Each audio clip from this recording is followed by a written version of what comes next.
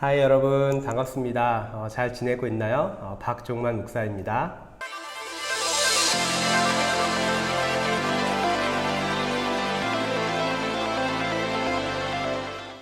네, 오늘 이 시간에는요, 여러분들과 함께 우선순위에 대한 주제를 가지고 좀 함께 말씀을 좀 나눠보려고 합니다. 예전에 한 뉴스에서 보았던 기억이 나는데, 서울 지역에 아파트가 많잖아요. 그 아파트 지역의 가격이 많이 올라가는 그 이유 중에 하나가 바로 학군, 여러분이 다니는 학교, 그 학교가 얼마만큼의 좋은 학교인가에 따라서 아파트 가격이 오를 때도 있고 내릴 때도 있다는 그런 기사를 본 적이 있습니다. 그래서 강남의 부유한 사람들, 돈이 많은 사람들은 좋은 학군의 그 주변으로 집을 많이 산다고 하죠. 아마 대전도 학군에 따라서 그 가격이 많이 달라질 것입니다. 이렇게 사람들은요, 어떤 결정을 할 때에 자신이 중요하게 여기는 그런 가치들을 따라서 사람들은 결정하고 그에 따른 우선순위를 결정을 하고 있습니다.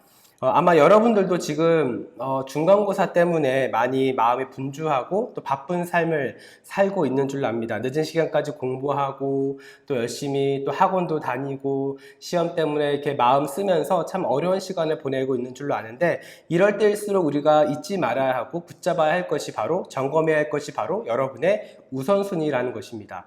그리고 이 우선순위에 따라서 여러분의 삶이, 또 삶의 방향이 어떻게 흘러가는지도 알 수 있죠. 시험 볼 때는 특별히 더 그런 것 같습니다. 여러분이 어떤 공부를 해야 되는지, 그리고 어느 정도의 시간을 투자해서 어느 정도의 어떤 효과를 낼지, 이러한 우선순위에 따라서 공부도 해야 그 공부가 더 효율적이고 더 좀 좋은 결과로 이어질 수 있는 부분들이 많이 있는 것 같습니다. 그런데 우리가 이 우선순위에 대해서 생각할 때에 우리가 잊지 말아야 될 한 가지 중요한 우선순위가 바로 하나님에 대한 우선순위입니다. 이스라엘 백성들 같은 경우는 마찬가지입니다. 출애굽한 이후에 그들이 집도 없고 양식도 없고 광야 가운데 살아왔는데, 사실은 11일이면 갈 거리를 40년이 걸려서 이제 그 가나안 땅에 들어가게 되죠. 그 40년 동안 버틸 수 있었던 그 이유는 그들이 하나님을 붙잡았기 때문에 그렇습니다.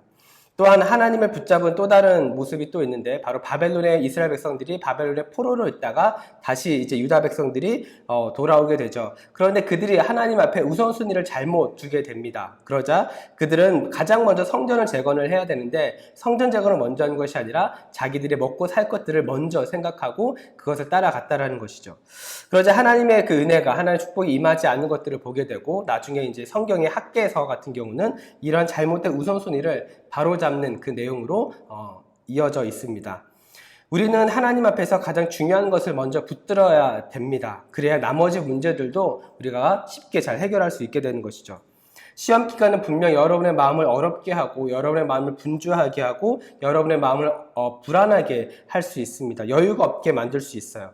시험 기간에 성경 보고 시험 기간에 기도하고 하는 그것들이 때로는 마음의 여유가 없기 때문에 사치처럼 느껴질 수도 있습니다.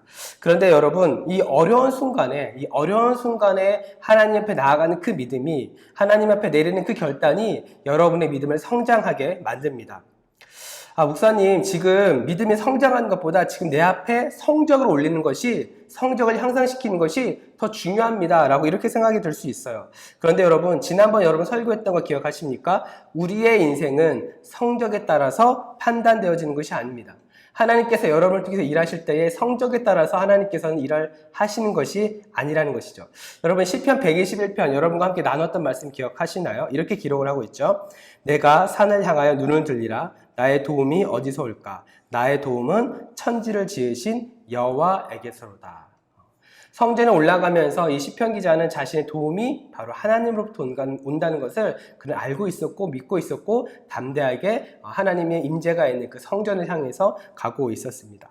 여러분, 하나님께서는요, 이렇게 여러분의 기도와 또 여러분이 하나님 앞에 도움을 구하며 나갈 때에 하나님께서 여러분의 도움이 되시는 분이십니다. 왠지 아세요, 여러분?